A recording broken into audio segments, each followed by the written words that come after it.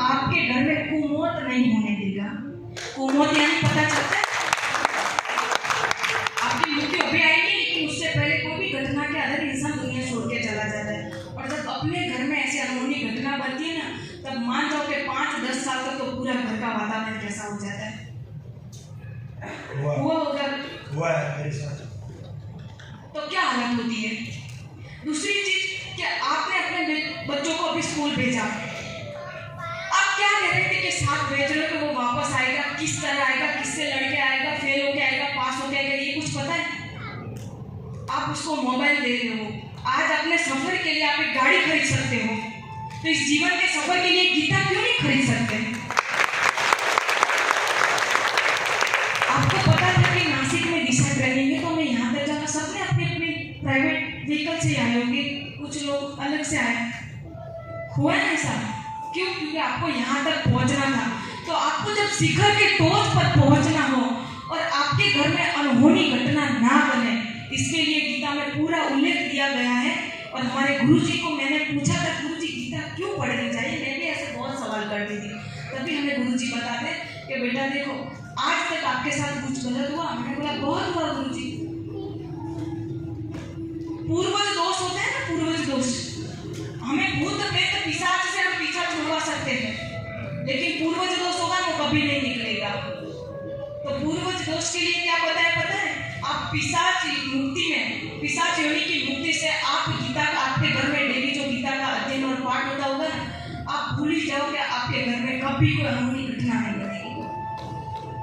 और दूसरी चीज के आप डेली, हम किसी ना किसी अभी किस चीज का प्रमोट कर रहे हैं, कपड़ों का ये सब करें ना, उसको पता है कितना बताना पड़ता है। हर एक चीज मतलब कितने बिजनेस वॉल्यूम्स है वो, कोई 2-5 और फिर हमारा बिल बड़ा बनता है, पता है ना।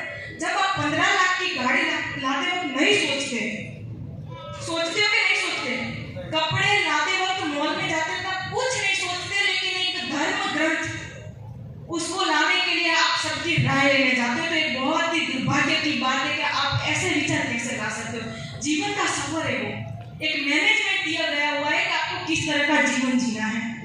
और जब से हम लोगों ने गीता का अध्ययन और पठन शुरू किया, आज के बाद मुझे याद नहीं है कि हम लोगों ने हिम्मत हारी हो या फिर हमारे परिवार में कभी ऐसी अनहोनी घटना बनी हो। तो एक बार आप गीता और हनुमान जी का, बच्चों के गुरु कौन होते हैं? बच्चों के गुरु माँ बाप होते हैं। और जो शादीशुदा है उनके गुरु कौन होते हैं? बच्चों के गुरु होते हैं हनुमान जी, और जो शादीशुदा है उनके गुरु होते हैं शिव जी। कई लोगों को ऐसा लगता है, मैंने सब यहाँ पे आप आए ना, ये अपने पहली वाली दिशा में रात को बैठ के सब मीटिंग कर रहे थे ना, सबका एक ही क्वेश्चन था, ऐसे नहीं बताना चाहिए, लेकिन जरूरी है कि आज हर एक घर से वो पीड़ित है कि कोई ना कोई अपने आप को नुकसान पहुंचाना चाहता है।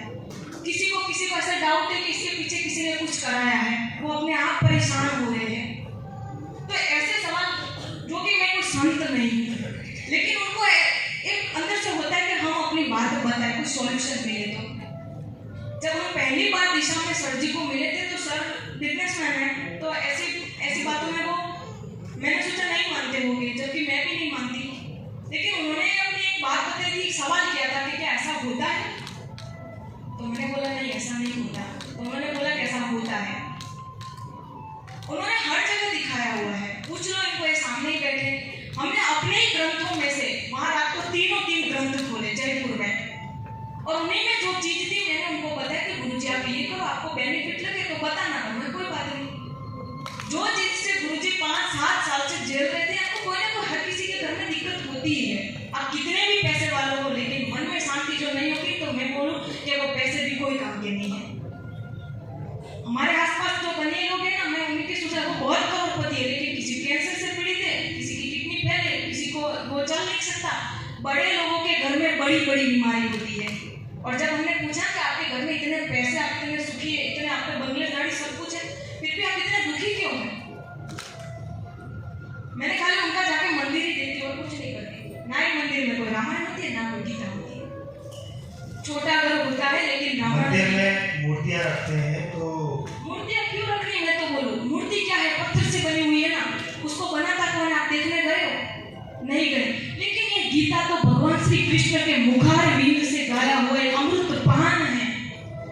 भगवान की वाणी रखो ना घर में, उसका पूजन करो, उसका पूजन करो, उसको पढ़ो भी।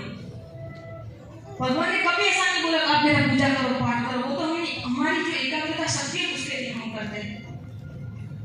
लेकिन जिस दिन आपने गीता हाथ में पकड़ ली, या रामायण का ग्रंथ या हनुमान चालीसा का ग्रंथ ये पकड़ लिया ना, आप समझ लो कि आप पर भगवान की कृपा अब बनी है। गाड़ी बंगलो घर पैसों से ये आपको भगवान की कृपा नहीं है, ये तो हर किसी के होते हैं।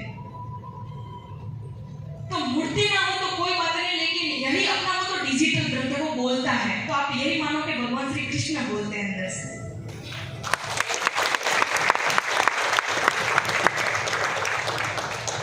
और अमेरिका शक्तिशाली देश क्यों है? तो रॉबर्ट ओपनहेमर, वो परमाणु का जनक, परमाणु बम उसने विस्फोट किया, उससे पहले उसने 6 जुलाई 1946 को परमाणु विस्फोट किया था।